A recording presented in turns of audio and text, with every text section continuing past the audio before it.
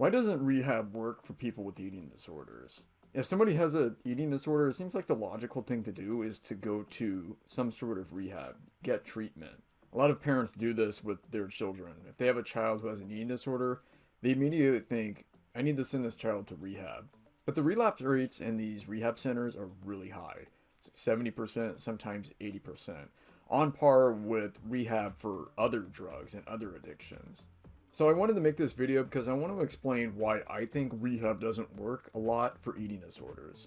Before I proceed, don't forget to subscribe and check out some of my free resources below. So why doesn't rehab work for eating disorders? I think there's a lot of reasons why. I mean, when you look at the statistics, 70%, 80% relapse afterwards, that's not very good. For example, if you went to a school and 70 to 80% of the students dropped out, you probably wouldn't go to that school. So why do we accept this? Why do we just think this is normal? Well, I have several theories why I think that's true. The first one is the language that we hear in rehab and recovery. There's a word right there, recovery. They use words like triggers, hijack, disordered.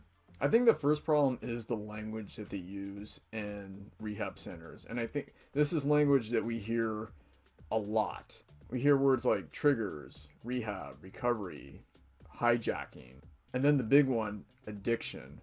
When we use language like this, we give disordered eaters the impression that something is wrong with them, that they have some sort of disease, that their brains are malfunctioning in some way. Because here's the truth, eating disorders are not an addiction. In fact, I don't even believe in the concept of addiction. If you don't understand why, I'll explain in a future video. But when we use language like recovery and relapse, we act like there's some disease, there's some virus infecting the minds of disordered eaters. And nothing could be further from the truth. As I explained in a previous video, when you're dealing with somebody with an eating disorder, you're dealing with somebody who's simply making bad choices. Bad choices from our perspective, but not necessarily bad choices from their perspective. And that's another problem.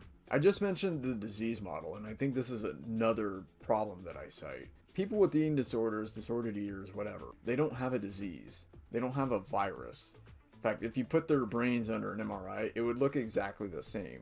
It's not like they were walking one day and they caught some virus and now they can't stop eating. That's not the case at all. And I think the disease model has permeated the rehab industry for so long that it can't consider anything else. I think we need another model. I don't have a name for this model, but we need to move on from this disease model because disordered eaters don't have a disease. The next problem I see is the artificial environment. And I've always thought this was a problem. You cannot put somebody in a closed environment, an artificial environment, and expect them to get better.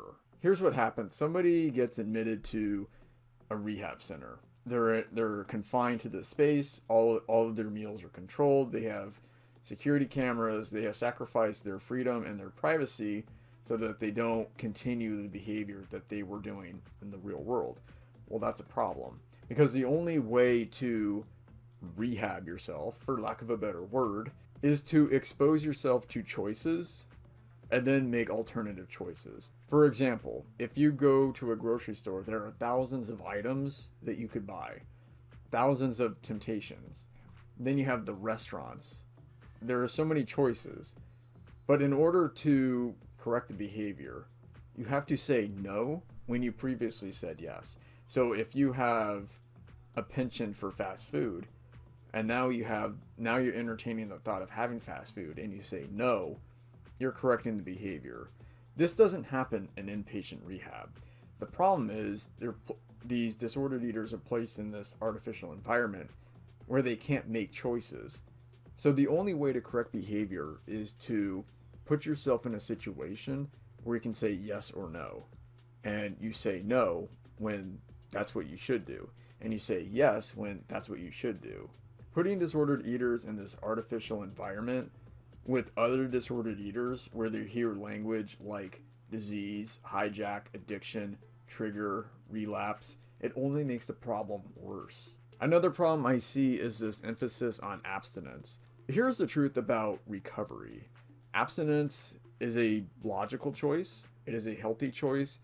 It is appropriate for some people. It is not the end all be all. And my problem with the addiction industry is, one, they use that word, and second, they act like these substances have to be avoided to be recovered. Well, the truth is, a lot of alcoholics, for example, don't abstain for life. A lot of them choose to consume alcohol in the future. A lot of them consume it in small amounts. Some of them consume it in larger amounts. Abstinence is not the only solution. I do think that a temporary period of abstinence is a good solution for a lot of disordered eaters. It's okay to take a break for a while. It's okay to abstain for these foods. It is not necessarily the only solution, and it does not have to be permanent. I don't believe in one bite and everything is gone. I don't believe that at all. I don't believe that once you have one bite, one taste, that you've lost all control. Abstinence is a choice for some. It is not a choice for everybody. However, if you choose to abstain from foods that you can't control, or at least you believe you can't control, that is an appropriate choice. It's just not going to work for everybody. This channel would not be possible without Essetino artists. If you want to start producing content and start your own YouTube channel, then check out the Creative Business Academy. There is a link below. Okay, back to the video. Now, my next point is going to offend some people. I get it. My philosophy is not for everybody, but disordered eaters are consciously choosing to be disordered eaters. Now, why would they choose to do that? I think there's a lot of reasons for it. First of all, it provides a temporary escape.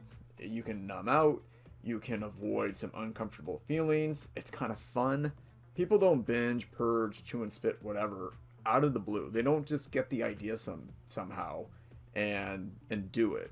There's always some kind of reward for what they're doing. And that's what we need to understand about disordered eaters. As long as they're choosing this, all the rehab in the world isn't going to work. This is why I don't think a lot of alcoholics necessarily improve with treatment. This is why I don't think a lot of drug addicts improve with treatment, because that's what they want to do. That's what they like. It's improving their life in some way. Now, from my perspective, that's a terrible choice, because they're sacrificing everything else that can make their life better. They're sacrificing relationships, careers, their health, all for this. Now, why would somebody do that?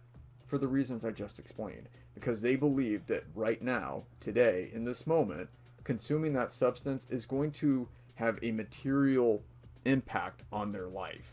Now, why would somebody choose to overconsume alcohol or food or sex? For the reasons I just cited.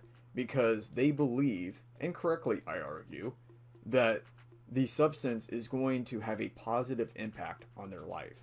That somehow their life is going to be a little bit better with the substance than without. We need to understand this when we're talking about eating disorders. Eating disorders provide some value to the people who are doing it.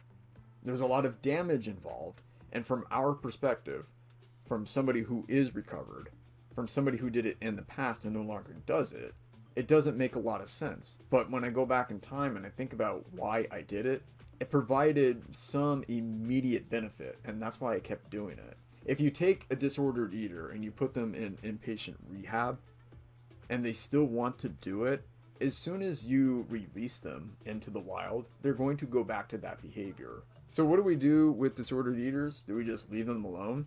No. What we need to do is, one, convince them that they have a problem. I mean, if you don't think you have a problem, you're not going to fix it. Okay? And if you don't think you have a problem that needs to be fixed now, you're not going to fix it now. My problem a lot of times with rehab is that it's imposed. You can't impose recovery on somebody. Okay? That person has to believe that recovery is the most important thing today. That recovery cannot wait another day. And as long as that person believes that recovery can wait sometime in the future, then he or she is not going to recover. I think what disordered eaters need more than anything is, one, clarity. What is the problem? And what are their choices? Okay, what are the pros and cons, the costs and benefits of these choices? Everything in life is a trade-off. We have to understand that.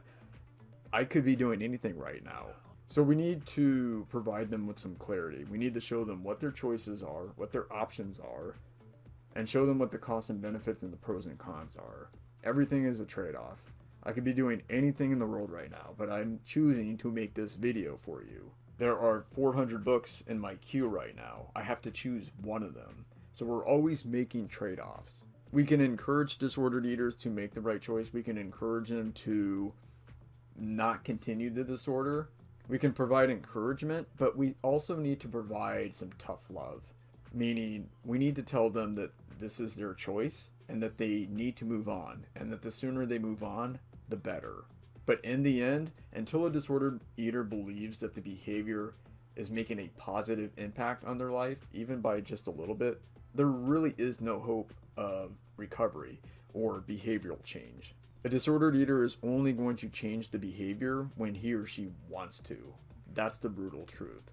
Have you done formal rehab? If you have, let me know in the comments below and tell me about your experience. Okay, I hope you found this video educational and entertaining and maybe a bit controversial. Don't forget to subscribe and check out some of my free resources below. You can speak to me directly. There is a link below. If you liked this video, I'm sure you'll like one of the other videos that you see on the screen.